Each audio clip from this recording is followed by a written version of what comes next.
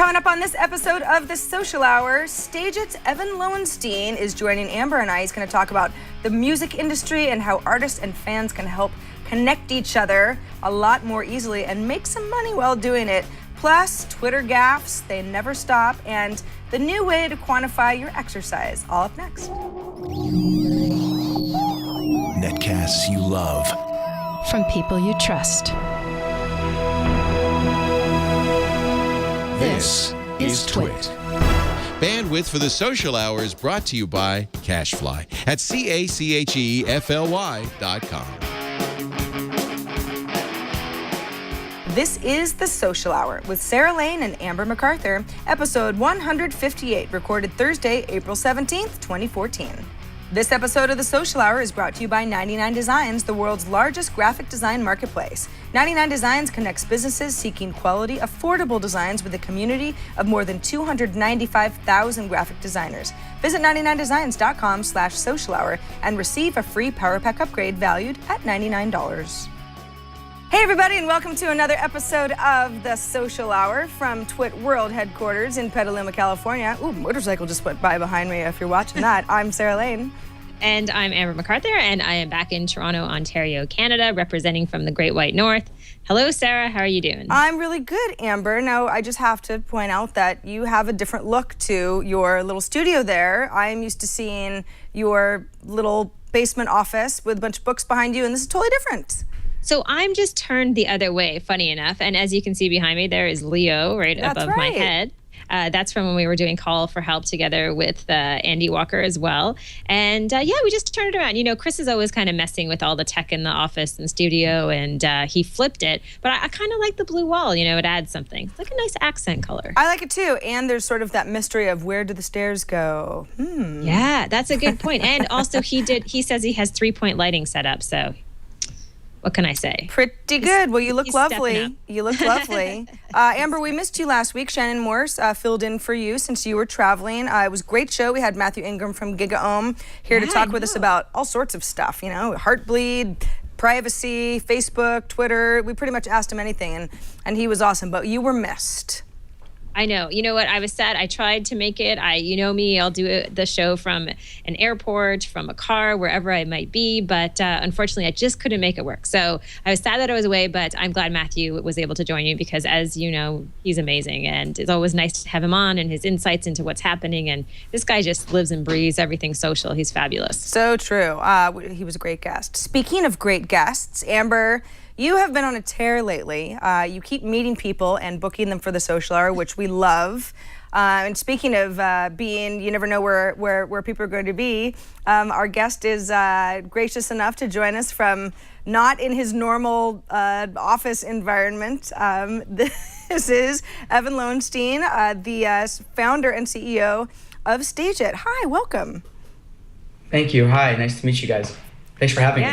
Absolutely. Thanks so much for coming on the show.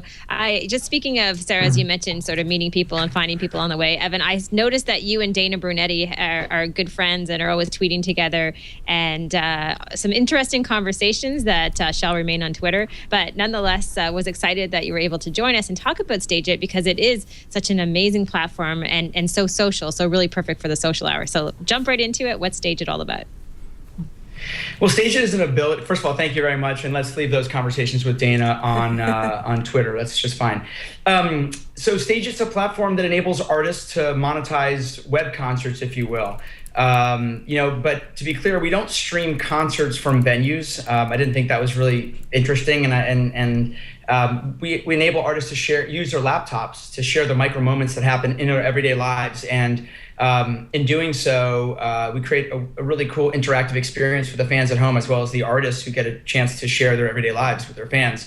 And so, you know, for us, it was really just about finding ways to offer the fans something a little more meaningful than a status update or a tweet, or even a YouTube video. Something we thought that would be more interactive, something that there would be a real sense of value around that the fans would be willing to pay for, and that's what's happening. You know, Evan, it's kind of fun. This is great timing because I just spent last weekend at the Coachella Festival, which is, for anybody who's not familiar, it's a huge, huge festival that happens just outside of Palm Springs every year. and you sort of see artists and people in the music scene milling around and after their sets, and there's a little bit of like for me anyway, like, oh my gosh, there's Jared Leto, wow, and that's neat. And what I end up doing is I'll end up following an artist on Twitter or joining a Facebook page, and then it's like it's not necessarily the communication or the feedback that I'm looking for, because I think of them, as a musician, not that they aren't all sorts of other things, but it's not necessarily as a fan the best way to keep up with them. Well, it becomes an asynchronous relationship. See, when you're backstage and you get to see Jared Leto, you have the opportunity to communicate with him and get a reaction out of him, just the way you could look at him and he can respond. That's interactive. Twitter being asynchronous is just a bunch of us just chatting and talking and everyone else hopefully listening to us. It's not exactly a personal relationship. So what we promise at Stageit is what we call a front row seat to a backstage experience. The front row seat's the most expensive, but everybody wants to go backstage, where it's very interactive and very personal. So that's the sort of experience. We'll bring you closer to an artist than you'll get at any concert, unless you're literally backstage yourself. So we want to try to give the opportunity to the people around the world to go backstage and get to see Jared Leto just like you did. What I find really interesting as well is that I would think if someone just told me about this platform, this community, it would be just up and coming artists. But you have some pretty established artists who have been involved with it as well. Can you talk, and I know you've been a musician for a long time, can you talk about how this really is something that is kind of good for artists of all levels? Yeah, the irony is that we're really better for artists that are larger at this point still. Because when we launched, it was more of a, the artist community at large has invested a lot in likes, followers, subscribers, and friends. And despite all the access that's afforded our fans, it hasn't yielded any revenue. So it was a lot of the larger artists that thought that maybe there was a way to monetize this either for themselves or for charity. And so you have a lot of artists that are larger. And the problem is that some of the smaller artists, while they're, they still are able to connect with their fans and it's wonderful, we're not still there where we're helping them grow their fan bases, but that's something we're moving towards hopefully later this year as we become more of a destination site versus a venue. So today I would sort of position ourselves more as a venue. Like after work, you wouldn't just go to Madison Square Garden just to see who's playing. It could be U2 or Patti LaBelle or Monster Truck Madness or whatever the hell it is. Whereas a destination site would be a blues club or a jazz club, and you'd go based on some sort of programming that you were familiar with. So what we'd like to do, and it's a point of frustration for me as an artist myself, is that we see amazingly talented artists and there's not much we can do about it right now to help them out. And so we're doing our best to help, but on a case-by-case basis. But we want to make sure that Stageit is a place that is truly for everyone, including younger artists as well that are not quite discovered yet.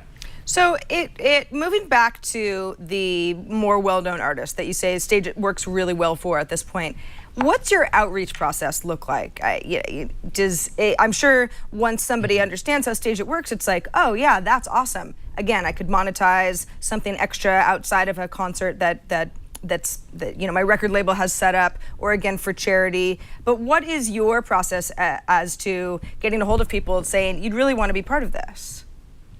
Well, I personally went after a lot of artists that I know personally for years, being an artist myself, and it wasn't so easy, to be honest. It was a little bit frustrating at first because the fans really understood it a lot more than the artists themselves. A lot of the artists felt almost guilty about charging their fans, and I had to express them in a different way. And I was saying, listen, this is about a platform for your fans to be able to give you money. There is no way for your fans to be able to get some sort of recognition for them to be able to give you money. So if you don't use our platform, you're really denying your fans the opportunity to be able to, support you and get real-time feedback through that sort of tipping psychology. You want to be able to, people will tip more when they know the person they're tipping will know where the tip came from. So it took a minute, and what happened is once I started seeing artists play, and then they turn to me and say, well, oh my God, why didn't you say that? It was this or that.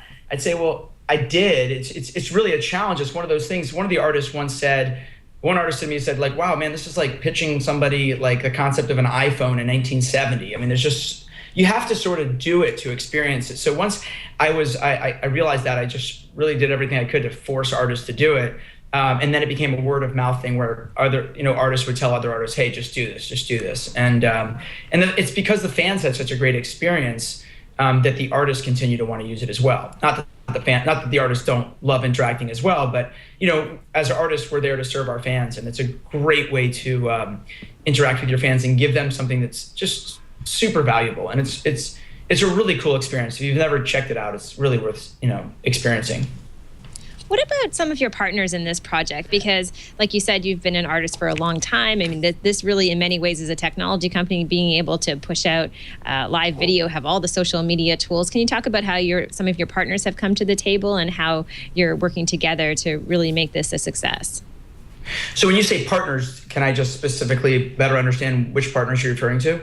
Anyone. I mean, I know that you have a group of people, I think, that are involved, investors, and you've gone out and, I mean, it is a team of people, correct? I'm a sole founder.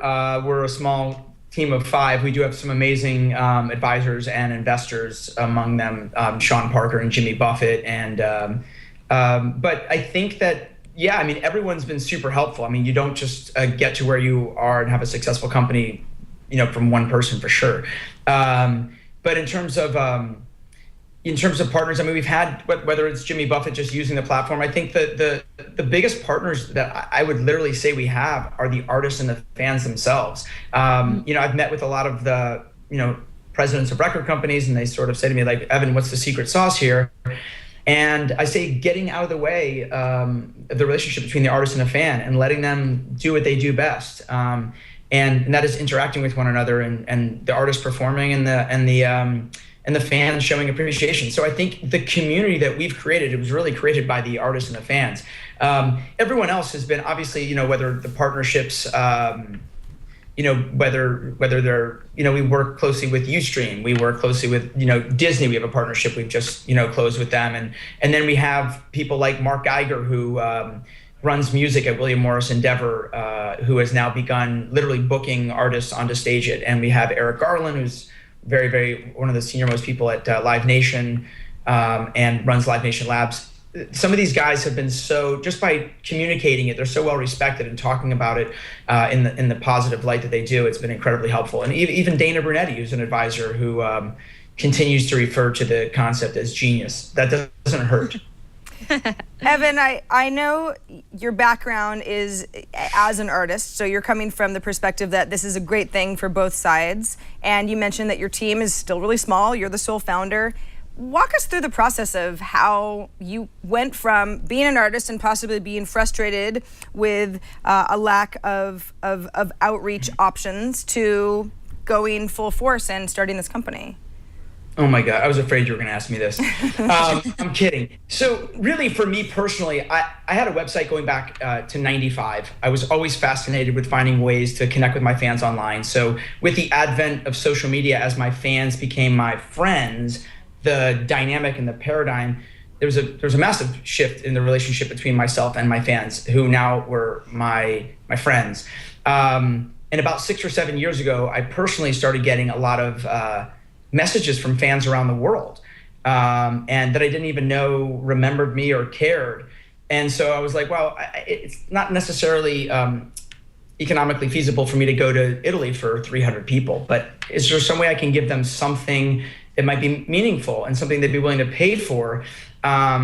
It wasn't, and again, I hate to sound like, it wasn't just to pay for. I wanted to do a concert. I wanted to do some sort of hybrid between what that concert would look like and how can I bring myself to them. And so then once I realized that I was going to be giving of my real time, I wanted to find a way to monetize that. And I think that's when I started to really think about this. So I came at this from a perspective of, hey, I'm an artist. I know technology exceptionally well for an artist. And I've been watching this unfold for many years.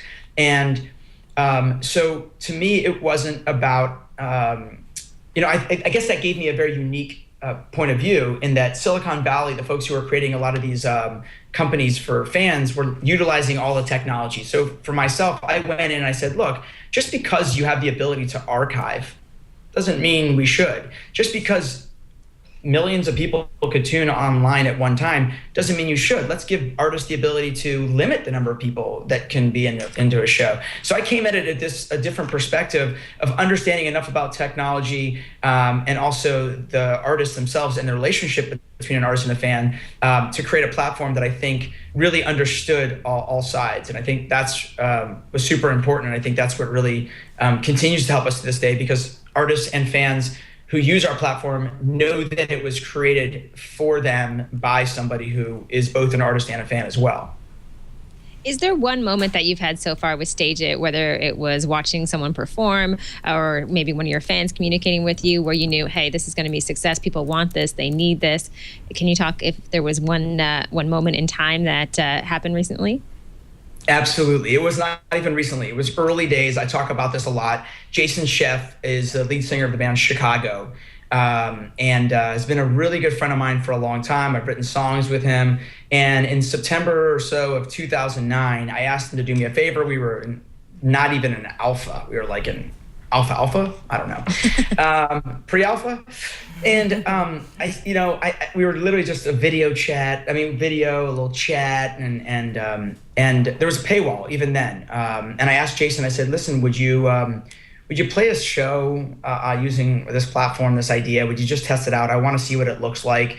And can we invite some of your fans? And so as an aside, even early days, I never started with anything. I didn't say, let's do this for free and then we'll charge. I made his fans pay from day one, because to me it was important to establish that an artist's time is worth something. And we can talk about that in a second, about why I thought that was so important. But anyhow,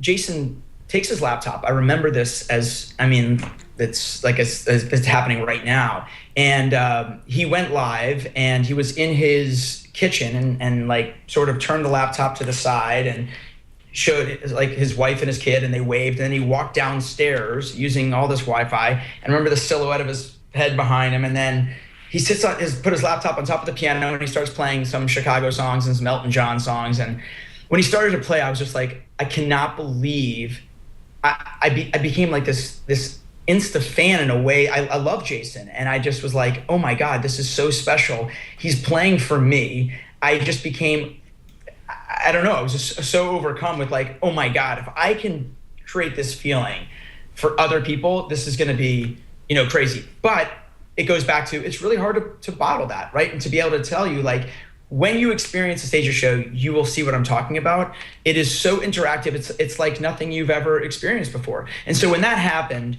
I was just like, I will do nothing until everyone is using this and experiencing this amazing euphoria that I'm feeling right now between an artist that's my friend, who I now feel like a little, fanboy over. You mentioned that it's great for established artists. You're going to be working this year on lesser known artists who have potential to have huge audiences and have alternative followings, maybe in other places, YouTube stars, that sort of thing. What about non-musicians? Of course, since we're, a podcast network here at Twit, I always think of what about people who are using Google Hangouts, for example, and being able to kind of bring in a community of people, but not necessarily monetize it. Do you think about anything besides musicians specifically for Stageit? Yeah, absolutely. Let me clarify one thing, because I think is in this new paradigm shift of how we look at established artists, we must understand that YouTube artists are as big as anyone. And we have YouTube artists that are making over $50,000 in 30 minutes from a laptop. So when I talk about, that's a lot of money with no production, just like this, what I'm doing right now. So basically, you guys are getting $50,000 of value of my time. We're in. Right now. Sarah and I are in. Yeah. And so we have YouTube artists that are making a lot of money. So anyway, when we talk about established artists today, that just means you have a strong fan base that is willing to watch you or pay or whatever. So you're touching upon a couple other things. We do now have chefs. We have comedians interacting with folks. It's not. We're slowly getting there. To us, it'd be more interesting for us to have them sort of force us into that, as opposed to us to go, we're such a small team, again, to go out there. We didn't want to just go after authors and fail. So it's been great that some of them have begun to come to us. And, I certainly know the music, the relationship between an artist and a fan far better, but we're learning a lot. And we've had a chef cook dinner a little bit ago, made $6,000 having dinner with his audience for 30 minutes. And it was really cool because he in advance, he told them what to get and they cooked dinner together, and not a bad, I guess, 30, 40 minutes of cooking dinner. But the other thing you talk about is that some of these other platforms, I think all these platforms are fantastic. Any platform that's going to bring a fan closer to the artist and vice versa is really amazing.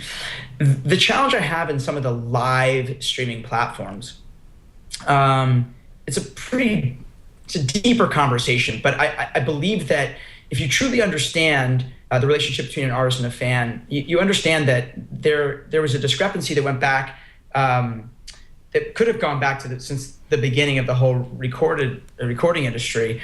But that is that there was a monopoly, and I don't know necessarily that fans ever understood the value of recorded content. They just couldn't pass it to one another. I mean, when mixtapes in the 80s, we did that. We passed tapes to each other. But when they finally had the ability to drag and drop and cut and paste, content just by doing that, they did. And I think that in their minds, they go to work every day. Our fans are store clerks. They fold T-shirts at the Gap. They're doctors. They're lawyers. Every day you have to go to work and you get paid a salary.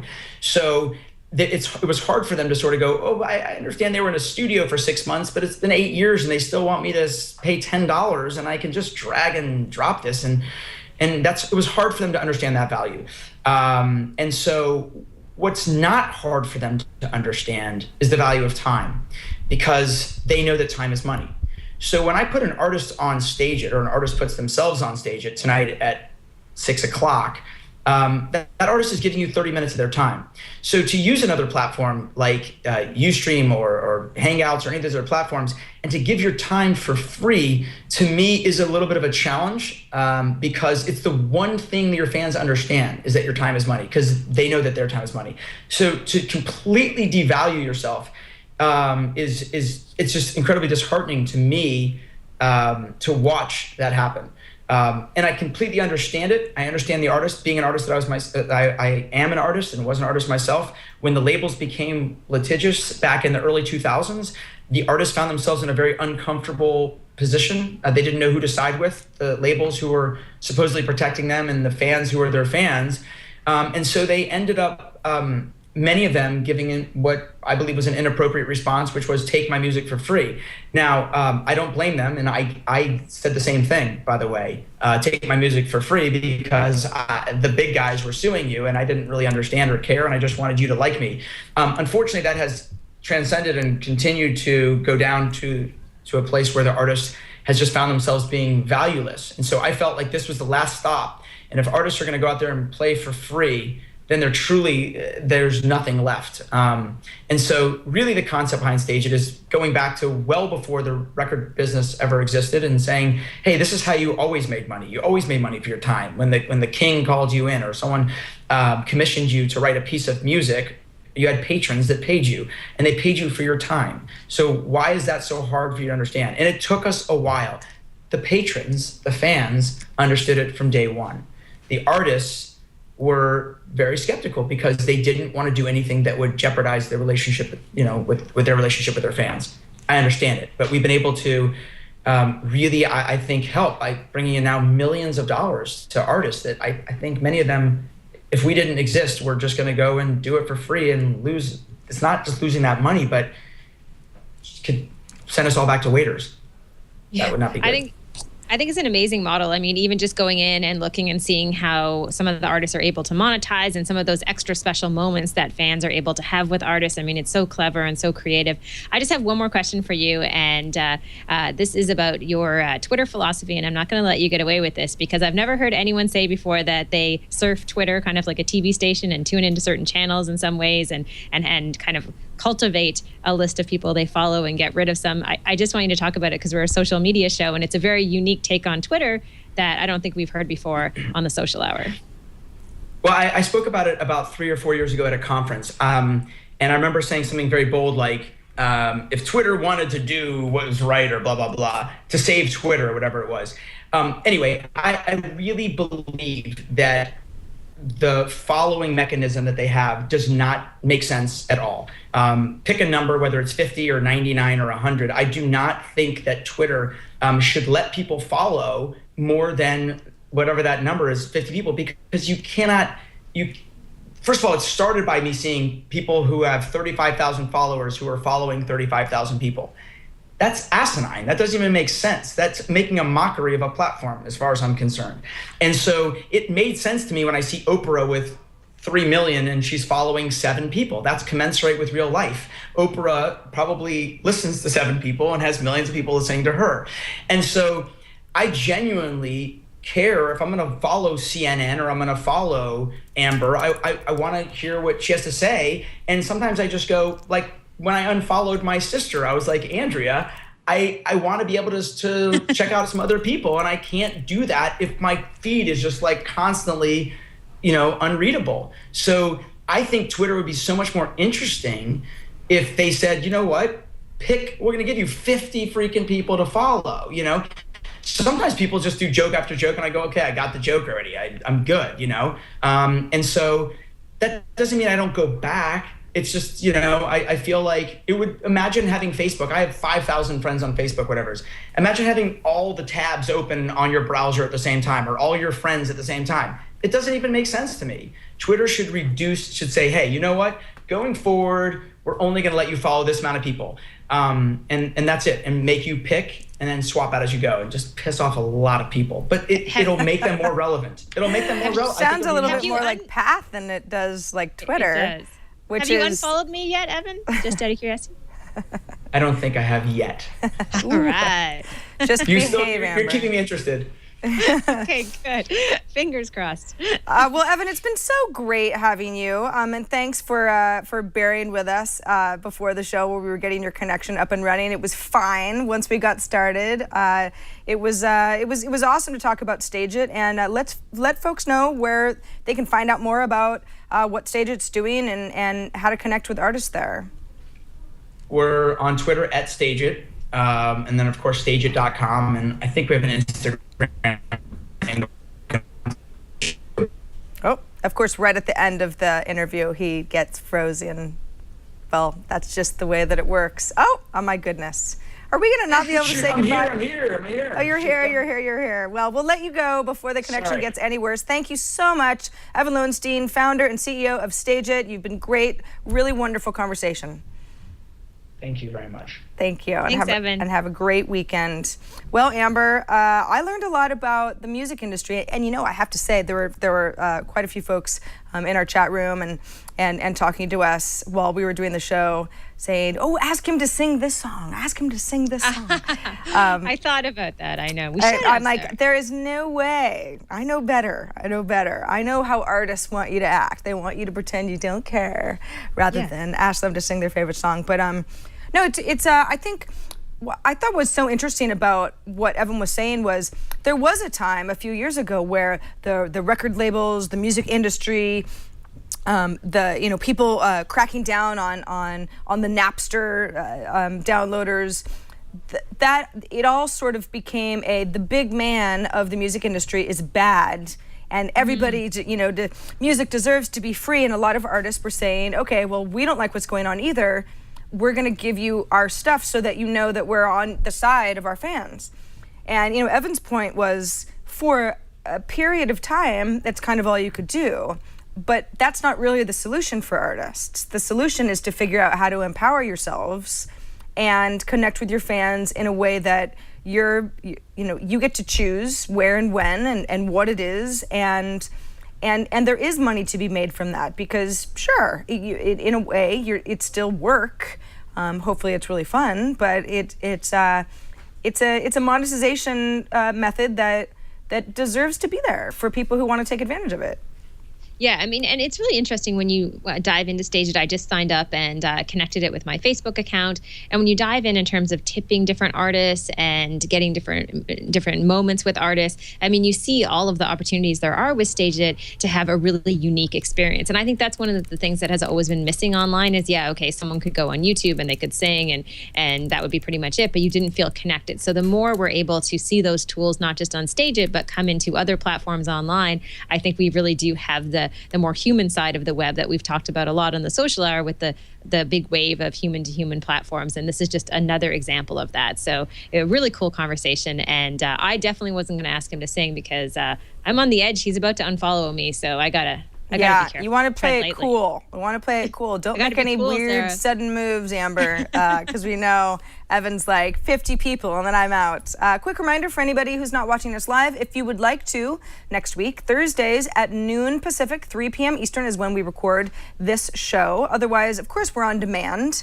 That means that you can watch us whenever you like or listen. We have audio feeds as well. If you go to twit.tv/TSH, that is where the social hour lives.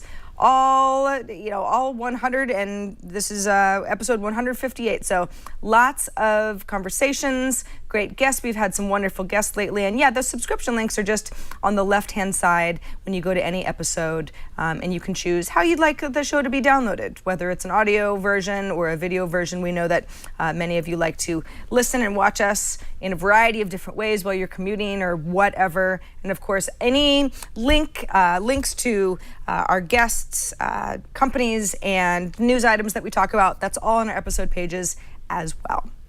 All right, Amber. Well, I guess we will take a little break before we get to the rest of the show and thank 99 Designs for sponsoring this episode of The Social Hour. So, all right, what's the status of your social media page design? Let's say you've got a brand.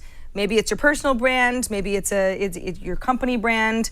What does it look like? When you think about your design, are you happy with it? Do you think it could be better?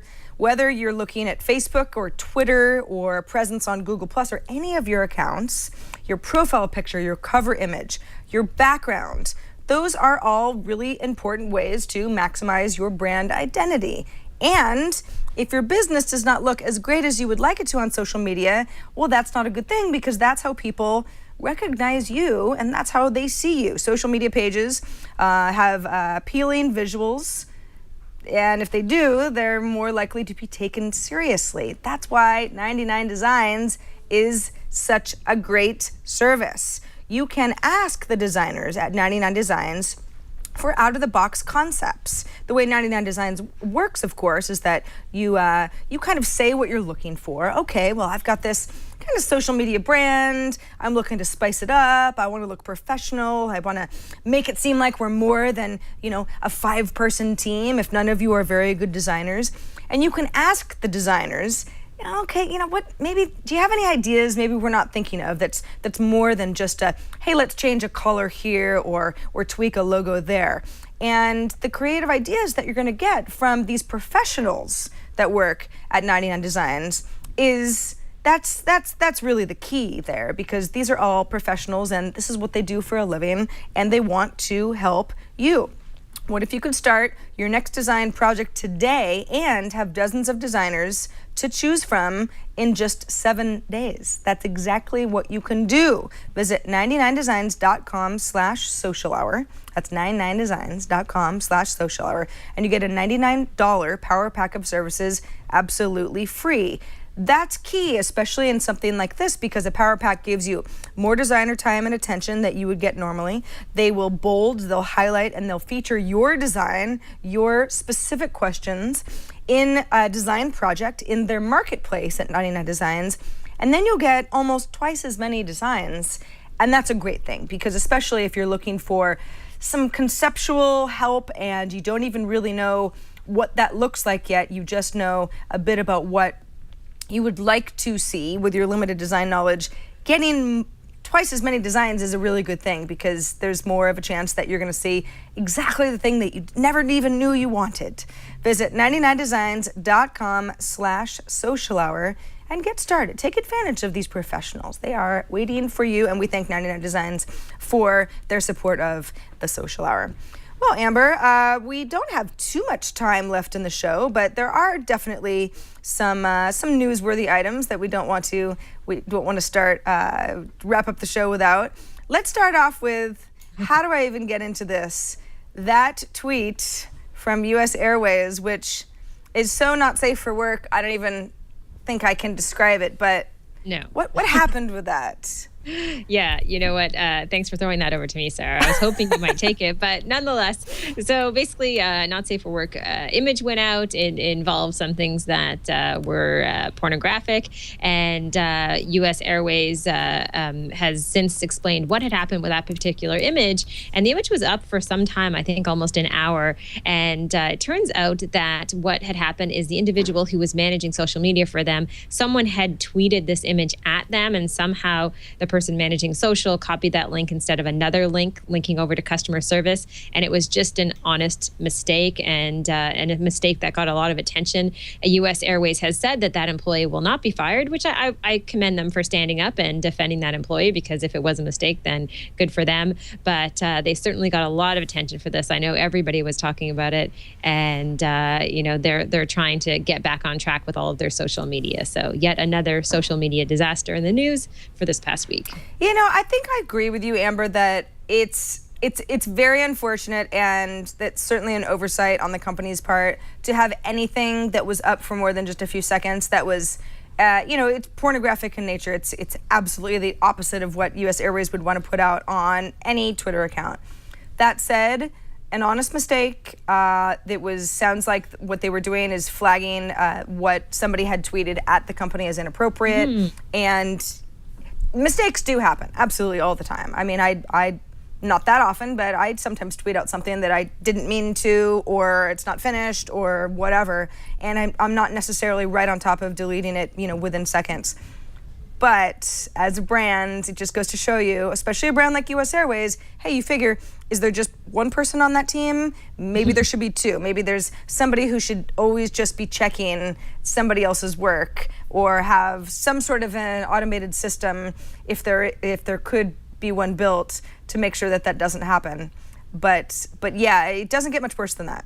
It really doesn't. Yeah, no. I mean, it's not one of those mistakes that you can kind of make fun of or make light of. If you remember with the American Red Cross in 2011, when their social media manager sent out a tweet that said that she was going to go out and buy some beer, and when we drink getting slizzard, I think was that hashtag. I mean, you can kind of have fun with that. But with this particular image, there's not much that anyone can do with it without being offensive. So unfortunately for them, that's the situation. But looks like it was a mistake, and they have apologized profusely, and just makes our job easier, Sarah, as we tell people to be careful what they post. Exactly. Well, Twitter, in other Twitter news, Twitter has kind of gone the way of Facebook as far as their new mobile network, I guess that's what you would call it. And what they've done is, so there is a mobile ad network called, MoPub, sorry, I almost called it, anyway, let's call it something else. I have pornography on the brain, apparently. MoPub, which is it's a mobile ad exchange that Twitter bought last fall, I believe, to be its own ad platform. And what Twitter is starting to do, in fact, it has started to, as far as I know, roll out to some people, not to me yet. I checked right before the show started. Ads where not only are you served up an ad in the official Twitter app, say, but it'll allow you to, from that ad, not just say, oh, interesting, but you can install apps from other companies, which is something that Facebook has actually found extremely valuable. Facebook went from basically no mobile ad revenue to quite a bit of mobile ad revenue. And many say that this is exactly what has helped Facebook do this, because Twitter has got relationships with other brands who say, I know that the eyeballs that somebody sees an ad for within Twitter is very, very important and potentially worth a lot of money. But if I don't give them an action item, like click here to download this app that you just saw an ad for, maybe they're not going to do that. So this is a pretty big step for Twitter. It's not necessarily a huge slam dunk right out of the gate, but it's probably going to make the company a lot of money because, again, this is a format that has worked really well for Facebook. Yeah, I mean, I think it's good news for them, right? There's been talk for the past couple of years that they've been trying to figure out how to continue to monetize the service, what's going to happen to Twitter with so many users, and yet no way to truly be able to make money. So definitely good news for them, and it makes a lot of sense, taking a page from Facebook's book and just giving this a try. So it's a good strategy, and I think they'll be pretty successful with it. I think so too. Yeah, it's one of those stories where it's like, as a Twitter user, do I love this? I don't know how much it'll affect most of us, but I guess as Twitter users, the fact that the company either makes money or doesn't does end up affecting us eventually, because that's what the company has to do in order to continue to grow and thrive. And there has been talk about Twitter's user growth slowing for some time now. So revenue climbing is just another way that the company stays healthy for people who love Twitter and don't want to see it go away anytime soon. All right, let's move on to our social tip of the week, the social media frequency guide. Yeah, this is a little guide that I discovered online. It was getting a lot of attention. And I think people are always asking, how much should I post on Twitter? How much should I post on Facebook? What frequency really works and will make me grow the biggest audience and, of course, quality users as well. So a great little article here that we'll post in our show notes. And it is based on some research that has been done, particularly by Buffer. And we've talked about Buffer before in the past.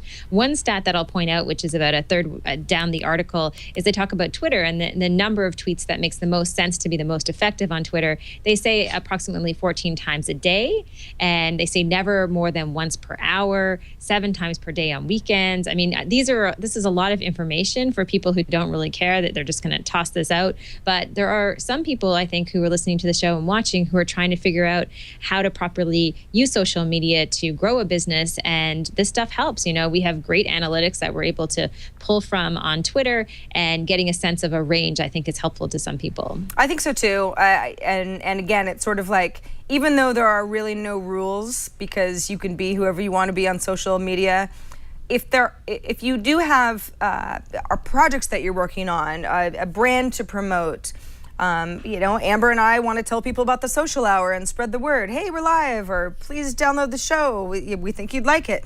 There are certain methods that work better than others. And especially for a company like Buffer that is, in the business of helping people be able to, let's say, tweet at a particular time that they know they're not going to be at the computer, or set up a certain kind of frequency, I guess, for tweets.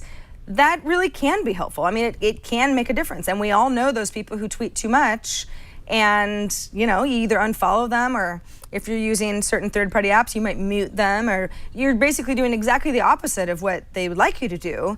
And it's behavioral thing. It's you'd like to appeal to the masses, especially if you're trying to gain a following.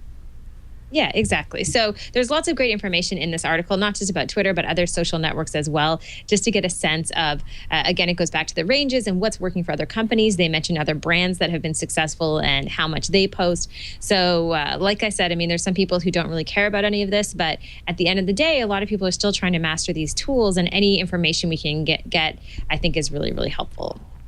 Agreed. This is a good one. Yeah, and this is a Fast Company article that, as Amber mentioned, we will put in our show notes, so you can peruse later. So many of you work in social media. I mean, this is, again, it can be good for a company to know about, or just wanting to play by the rules that are working for other people anyway. Even though, again, there aren't really any rules, but there sort of are at the same time. Guidelines.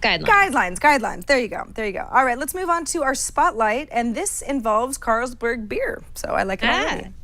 Yeah, this is a fun little social media marketing idea. Carlsberg, which is based in Denmark, came up with this idea for an Instagram campaign where what they do is they have monitors set up in bars, and they can encourage people during happy hour to send out messages with the hashtag Happy Beer Time.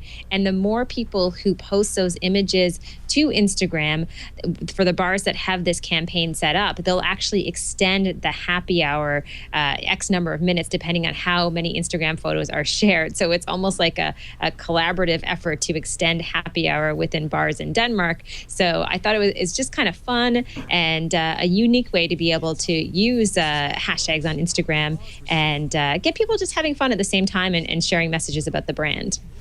Yeah, I like it too. This is kind of fun.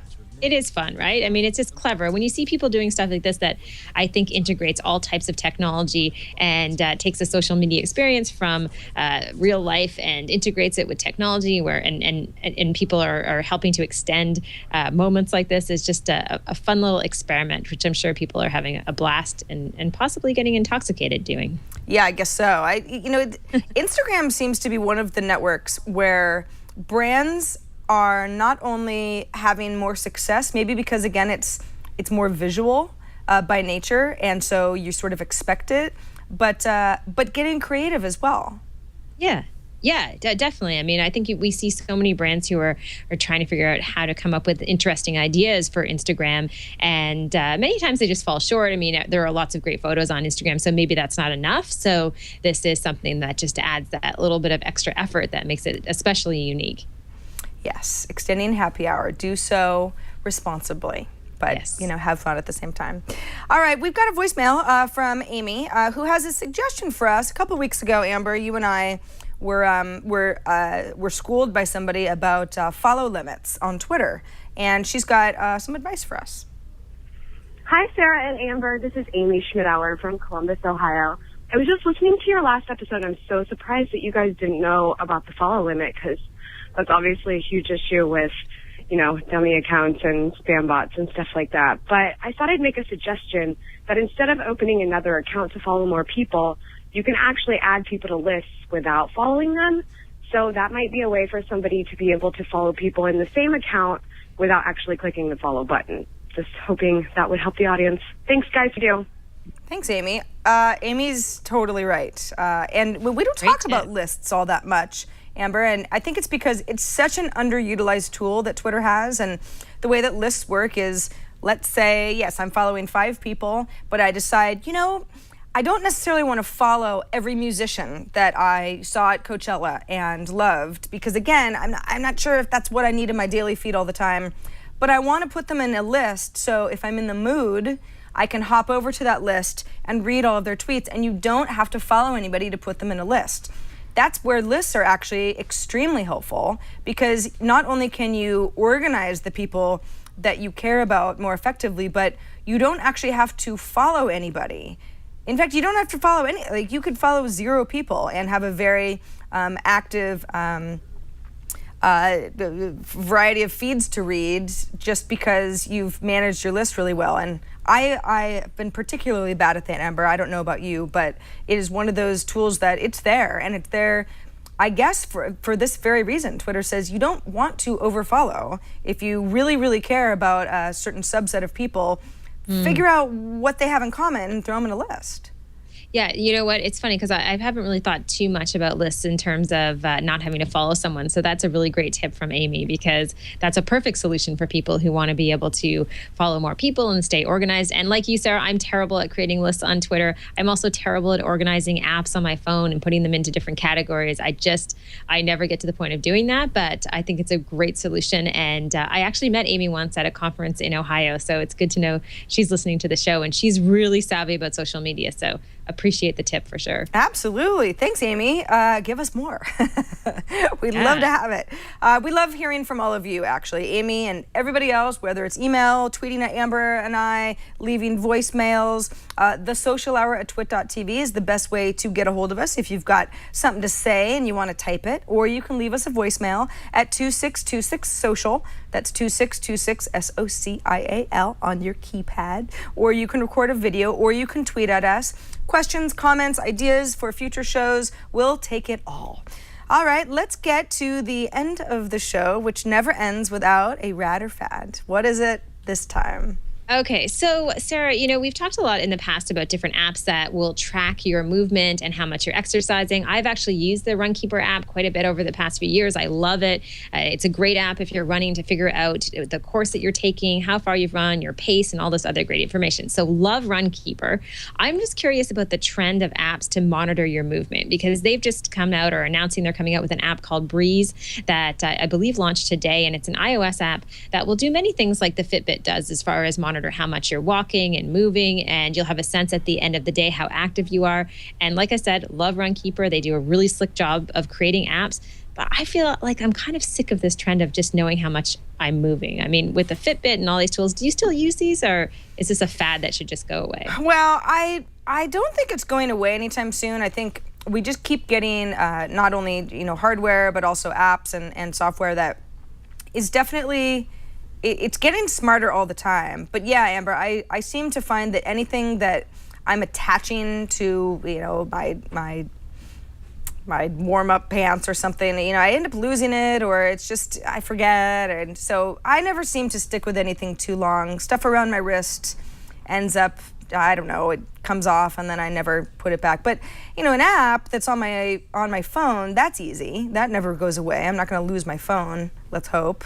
But yeah, I think especially since the company is called Runkeeper, I think that, if somebody's not a runner, they might say, oh, well, that's just for people who run, and I don't do that, so it's not for me. And so this is definitely opening it up to everybody. Hey, do you ever walk to the bus stop? Do you ever think about how many steps you might have walked?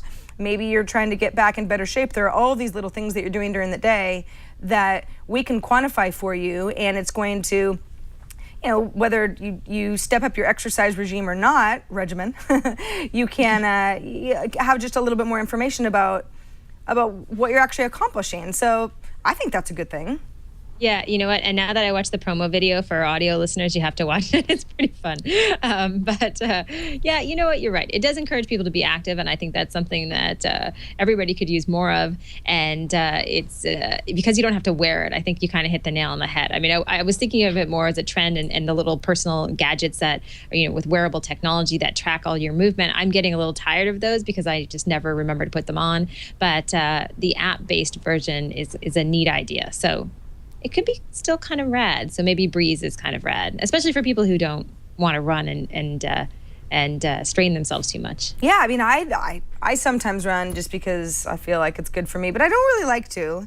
Amber, I know you've been a runner for years, so you're better at that than me. But again, yeah, I think it's Runkeeper. It was a really good start. A lot of people who take running seriously are very familiar with Runkeeper and are part of that community. But opening it up to just general activity that, yeah, you probably already have in your pocket all the time is great. And Runkeeper is not the first company to create an app like this that's using the accelerometer and what's inside a lot of smartphones already.